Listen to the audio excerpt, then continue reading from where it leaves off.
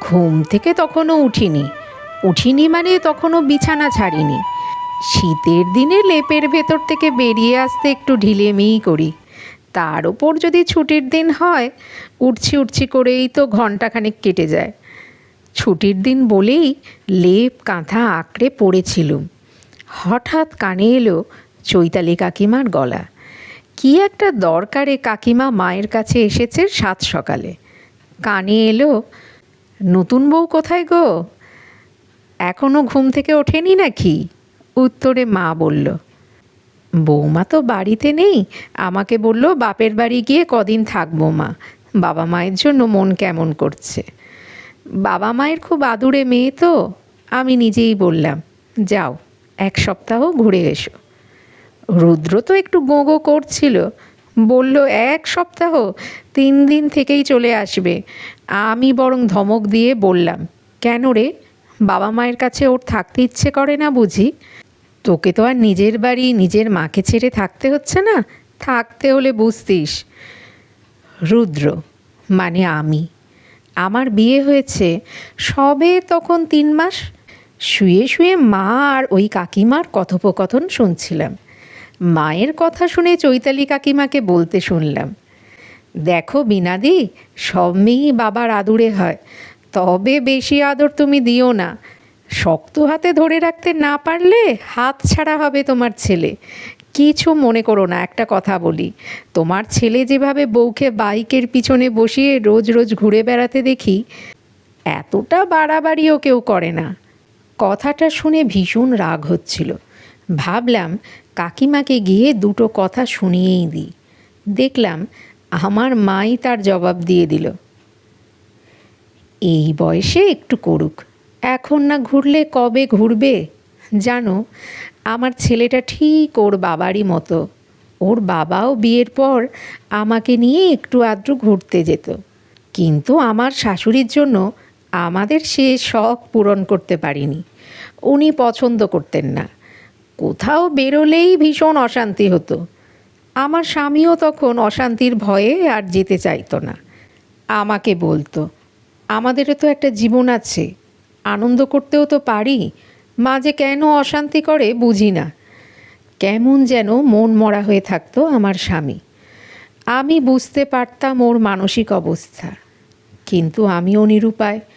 ওই যে শাশুড়ির ভয়। বিয়ের 5 বছর পর রুদ্র হলো। ঘুরতে বেড়ানোর কথা তো ভুলেই গেলাম। ছেলে একটু বড় হতেই ভাবলাম ঝাড়া হাত পা হলাম, এবার তো যাওয়া যেতেই পারে। দেখলাম শাশুড়ি বাদ সাধল, বলল, ছেলে মানুষ করো, ছেলেকে মানুষ করার মতো আনন্দ আর নেই। আর কখনো কোনো দিন কোথাও যাওয়ার ইচ্ছে প্রকাশ করিনি। তখন রুদ্রর বাবার সামান্য একটা চাকরি, আর্থিক অবস্থা অতটা ভালো ছিল না। জীবনে সেভাবে কোনো সুখই পেল না মানুষটা। যতটুকু করে গেছে সংসারের মানুষগুলোকে ভালো রাখার জন্য। প্রতি বছর দুর্গাপুজোতে সবার জন্য কিনলেও নিজের জন্য কিছু কিনত না। অথচ এমন ভাগ্য দেখো, ছেলে ভালো চাকরি পেল, কত সুখ, এখন অথচ সে মানুষটাই নেই।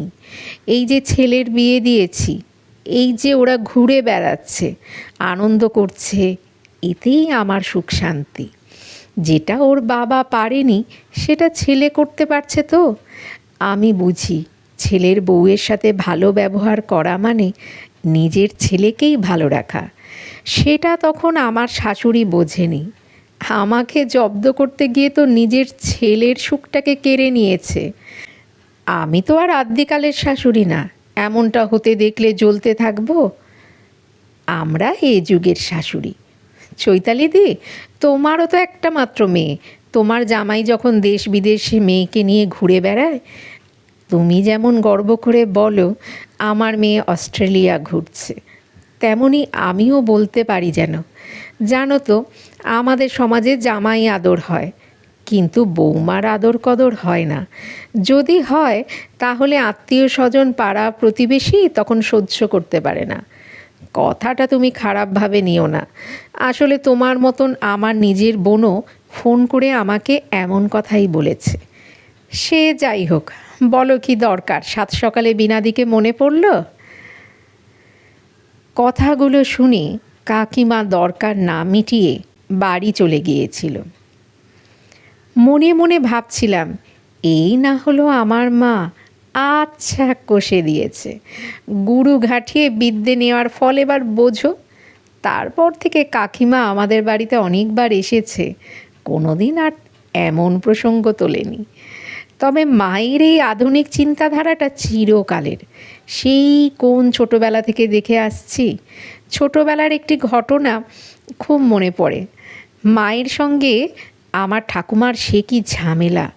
মা কোথাও একটা যাবে সেদিন, মা বলল, দুপুরে খাওয়া হয়ে গেলে এঁটো বাসনটা ধুয়ে রাখিস, আমার জন্য ফেলে রাখবি না। মায়ের কথা শুনে ঠাকুমা বলল, তুমি ছেলেকে দিয়ে ঘরের কাজ করাচ্ছ? মনে রেখো ও ছেলে, মেয়ে নয়। মা বলেছিল, ওই জন্যই ওকে করতে বলছি, এঁটো বাসন ধোয়াটা শিখে নিলে ভবিষ্যতে ওর ইগোতে লাগবে না।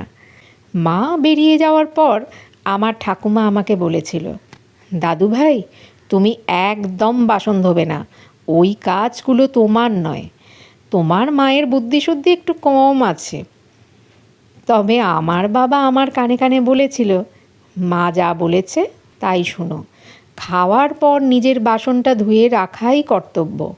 আমাকে দেখেছো তো, আমিও তো ধুয়ে রাখি, তোমার মা তোমাকে ঠিক কথাই বলে গেছে। তবে আমার বাবা সবসময় মাকে সহযোগিতা করে গেছে। বাবা ভীষণ শান্তিপ্রিয় মানুষ। ঠাকুমার ঝামেলা অশান্তির ভয়ে অনেক সময় চুপ থাকলেও সঠিক শিক্ষাটাই বাবা আমাকে দিত। নিজের ভালো থাকা নয়, ভেবেছে পরিবারের মানুষগুলোর ভালো থাকার কথা। নিজে পুরানো পোশাক পরে দিনের পর দিন কাটিয়ে দিয়েছে, অথচ আমাদের কখনো অভাব রাখেনি। দুর্গাপুজোতে নিজের জন্য জামা প্যান্ট না কিনে আমাদের জন্য নিয়ে আসতো। মনে আছে, একবার কিছু টাকা জমিয়েছিলাম, একসঙ্গে অনেকগুলো খুচরো টাকা দেখে মা জিজ্ঞেস করেছিল, একসঙ্গে এতগুলো টাকা কোথায় পেলি? বলেছিলাম, জমিয়েছি, বাবাকে আমি একটা জামা কিনে দেব। এমন কথায় বাবার চোখে জল দেখেছিলাম। বাবা ভীষণ খুশি হয়েছিল। তারপর বলেছিল, ওই টাকা দিয়ে তোর মায়ের জন্য শাড়ি কিনে দিস। মায়ের প্রতি কী অসম্ভব ভালোবাসা ছিল বাবার। তবে বাড়ির প্রতিটা মানুষকে কিভাবে ভালো রাখা যায়, এই শিক্ষাটা আমার বাবার থেকে পাওয়া। ছোটোবেলায় ভাবতাম আমিও বড় হয়ে ভালো চাকরি করে আমার বাবাকে দামি দামি পোশাক পরাবো, কিন্তু সে সৌভাগ্য হলো না। তার আগেই বাবা চলে গেলেন। তবে মায়ের জন্য চেষ্টা করি সবটুকু দিতে। মাকে ইচ্ছে মতো সাজাই। মায়ের ভালো থাকা মানেই ওপর থেকে বাবার আশীর্বাদ পাওয়া, এটা আমি ভীষণভাবে মানি। মাকে সাজানোর কথা বলতে গিয়ে একটা কথা মনে পড়ে গেল। আমার বিয়ের ঠিক 3 দিন পরের একটা ঘটনা। রুক্মিণী আমাকে বলল, তুমি তো মায়ের ব্যাপারে বেশ কেয়ারফুল, শুনলাম মাকে তুমি সোনার বালা করে দিয়েছ বিয়ে বাড়িতে পরার জন্য। রিসেপশনের দিন যে শাড়িটা পরেছিল, শাড়িটাও তো বেশ দামি, ওটাও তো তুমি কিনে দিয়েছো, তাই না? রুক্মিণী মানে আমার বউ। রুক্মিণীর এমন কথা শুনে কেমন যেন একটা খটকা লেগেছিল। ভাবলাম, মাত্র 2 দিন বাড়িতে এসেই এসব কথা জিজ্ঞেস করছে। আমি হাসি মুখেই বললাম, মায়ের অনেক দিনের শখ ছিল সোনার বালা পরার, ভাবলাম আমার বিয়েতেই মাকে উপহার হিসেবে দেব। আমার এমন কথা শুনে রুক্মিণী কী যেন ভাবতে শুরু করে। দেখলাম কথাটা শোনার পর মনটা ওর বিষণ্ণ হয়ে গেল। মনে হলো খুশি হলো না। জিজ্ঞেস করেছিলাম, মাকে দিয়ে কি কিছু ভুল করেছি? কথাটা শুনে ও বলল, মাকে এরকম করে সাজাতে তো সবাই পারে না। আসলে তুমি ঠিক আমার বাবার মতো। আমার বাবাও আমার ঠাকুমার জন্য ঠিক এইভাবেই করতো। তোমার এই দায়িত্ব দেখে এত ভালো লাগলো বলে বোঝাতে পারবো না। আসলে আমার ঠাকুমা 3 বছর আগে মারা গেছেন। তুমি এটা বলতে আমার নিজের ঠাকুমার কথা মনে পড়ে গেল তো, তাই একটু। খুব খুশি হয়েছিলাম এমন কথা শুনে। ভালো পরিবার মানে ভালো শিক্ষার আধার। তাই হয়তো এই ব্যাপারটা ওর চোখে শোভন ঠেকেছে। আজ 4 বছর হয়েছে আমার বিয়ে হয়েছে। মায়ের আধুনিক চিন্তাধারার সাথে আমার বউও সমান তালে তাল মিলিয়েছে। আমার সাধ্যমতো আমি যে একাই আমার মাকে সাজাই তা নয়, আমার বউও আমার মাকে সাজিয়ে তোলে। আবার ওই বাড়িতেও মানে আমার শ্বশুর শাশুড়ির দায়িত্ব দুজনেই পালন করছি। আমার মা আমার শ্বশুরমশাইকে বলে, বেয়াই মশাই এই বাড়িতে চলে আসুন, একসঙ্গে থাকি বরং। শ্বশুরমশাই বলেন, সময় হলেই ঠিক চলে যাব। তবে রুক্মিণীকে নিয়ে আমার ভীষণ গর্ব হয়। সংসারে এত সুন্দর ব্যালেন্স করে চলে, মনে হয় সব ভালো গুণগুলো ঈশ্বর ওর মধ্যে দিয়ে পাঠিয়েছেন। আজকাল বৌমার পাল্লায় পড়ে আমার মা চুড়িদার পরা থেকে শুরু করে বিউটি পার্লার পর্যন্ত দৌড়াচ্ছে। তবে বাবার জন্য দুঃখ হয়, যে মানুষটা আমাদের জন্য এতটা করেছে সেই মানুষটার আমাদের সাথে থাকা হয়নি। বাবা মারা যাওয়ার পর আমি মায়ের জন্য ভালো ভালো শাড়ি কিনে আনতাম। মা পরতে চাইতো না। মা বলতো, তোর বাবা যদি আজ থাকতো তাহলে সে মানুষটাও তো একটু সুখ ভোগ করতে পারতো। বাবার জন্য কিছু করতে পারিনি বলে একটা দুঃখ আমিও পেতাম সব সময়। তারপর একদিন মা বলল, তোর বাবার জন্য করতে পারিসনি, সে দুঃখ পূরণ হবে। যাদের কিছু নেই তোর সাধ্যমতো তাদের জন্য কিছু করিস, ওতেই তোর বাবার আত্মা শান্তি পাবে। মায়ের এমন আধুনিক চিন্তাকে আমি শ্রদ্ধা জানিয়ে বলেছিলাম, ঠিক বলেছ মা, ওটাই হবে আমার উচিত কাজ। প্রতি বছর পুজো আসলে কিছু পোশাক আশাক তুলে দিই তাদের হাতে, যাদের পুজোতে পরার মতো কোনো নতুন পোশাকটাই হয় না।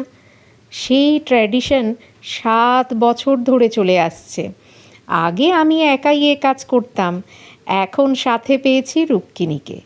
1 বছর হলো রুক্মিণী চাকরি পেয়েছে। আমার মা বলে, আধুনিকতা পোশাক আশাক কথাবার্তায় আসে না, আসে আচারে ব্যবহারে, মনে মননে চিন্তা ভাবনায় আর সঠিক কাজের মধ্যে দিয়ে। পরিবার হলো এমন এক পাঠশালা, যে পাঠশালায় বাবা মা হলেন জীবন্ত দুটো বই। তাদের আধুনিক শিক্ষাতেই জীবন সুন্দর হয়ে ওঠে।